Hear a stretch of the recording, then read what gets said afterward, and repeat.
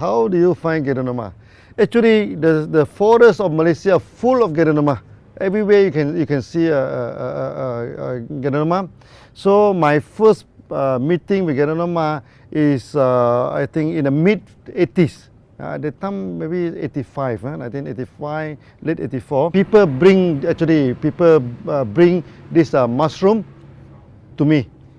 Because I'm engineer, maybe hope that I can tell them what is the uses. Then after that, I went into the forest of Malaysia, and I can see many Ganoderma. Even until today, you go to the forest, you can see the big one, the small one, okay, high on the tree and below the ground. So many type of Ganoderma.